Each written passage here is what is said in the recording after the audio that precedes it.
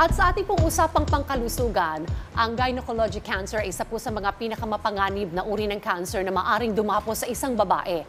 Isa po itong malubhang kondisyon na nakakaapekto sa iba't ibang bahagi ng katawan tulad po ng matres, ovary at iba pang reproductive organs. Tunay na isa itong malawak na issue sa kalusugan na dapat pagtuunan ng pansin at unawain.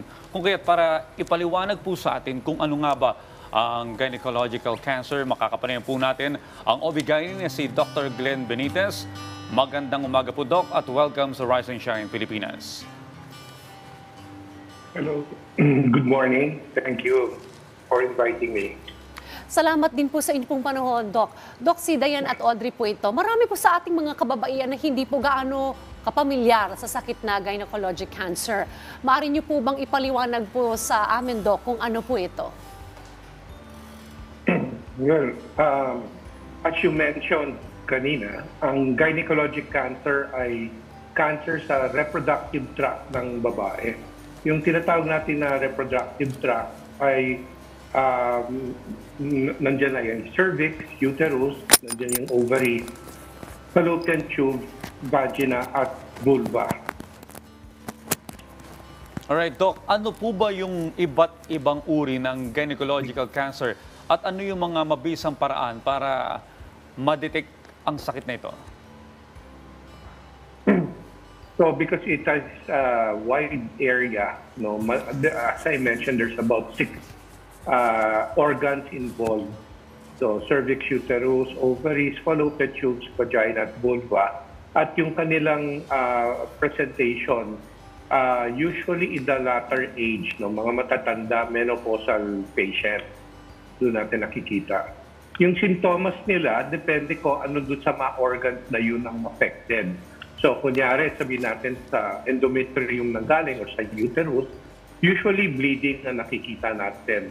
Sa cervix, nakikita rin natin spotting o kaya bleeding after sexual contact or heavy menses, no, during the time of the month na nagme-menses.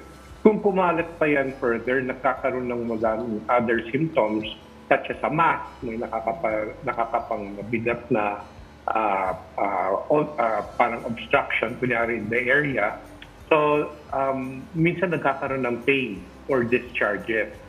So, depending on what is involved, madaming possible symptoms at kailangan i-consulta na yun. Okay. Dok, paano naman po natin may bababa ang rate ng mga kaso ng cancer nito sa ating pong bansa? Ano po ba ang mga hakbang na dapat gawin, preventive po na measures para po maiwasan po ito ng bawat babae, Dok? Yes. There's various theories ng mga risk factors.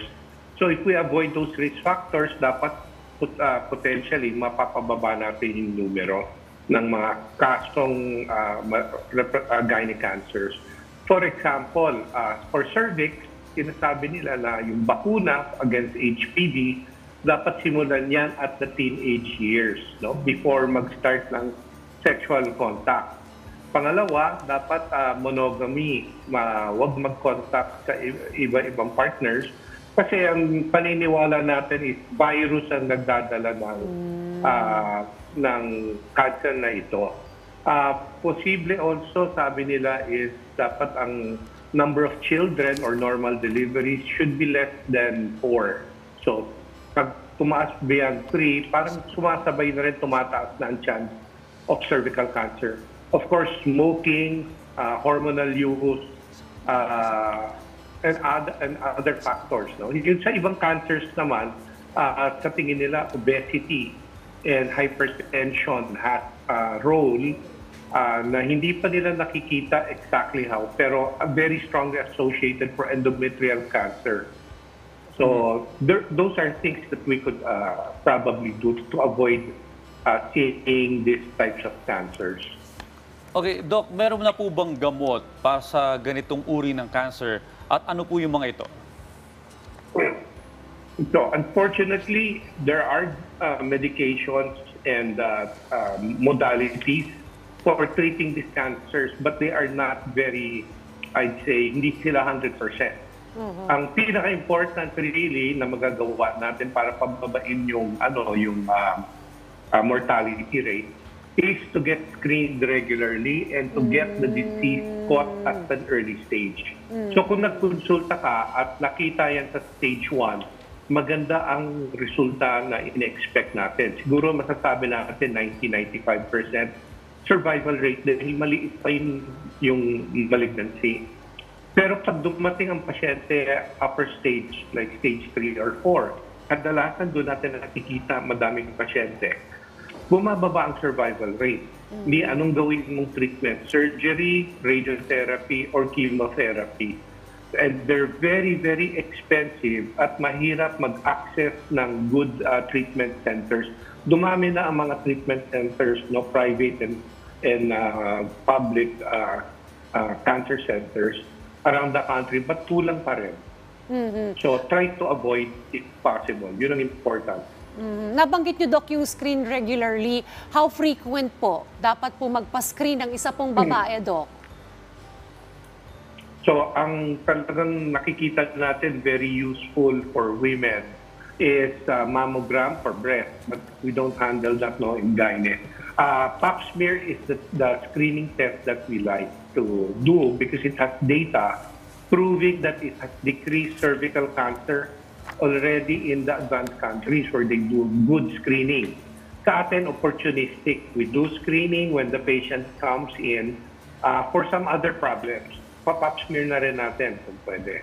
Pero talaga dapat we should educate women na dapat ang pap smear is done regularly when you don't have any symptoms. Many mistake na magpa-pap smear ka lang para merong may discharge, may masakit, may problema na. So that's not a good policy. Dapat everybody should be going. No? When they feel normal, magpa-pap smear lang. Well, Doc, para naman po sa mga kababaihan na nakakaranas ng sakit na ito, ano po ba yung mensahe na nais ninyong ibigay sa kanila?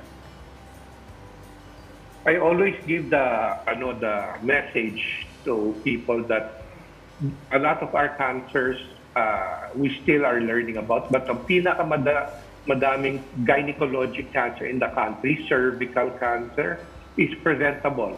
So just think about that. You don't have to develop cervical cancer if you just go for proper screening. And most localities, meron naman pap smear, no? At least once a week, they can do it. In some places, every Thursday, some places, every Tuesday. So you just have to find out, alamin kung saan ang nagpa-pap smear na local health center, get screened pag normal ang feeling mo, hindi yung pag may nararamdaman na. And you can prevent it. You don't necessarily have to develop cervical cancer. Well, maraming salamat po sa libreng telemed at mga mahalagang impormasyong ibinahagi po ninyo sa amin tungkol po sa gynecologic cancer. Dr. Glenn Benitez, isang OB-GYN. Salamat po, Doc.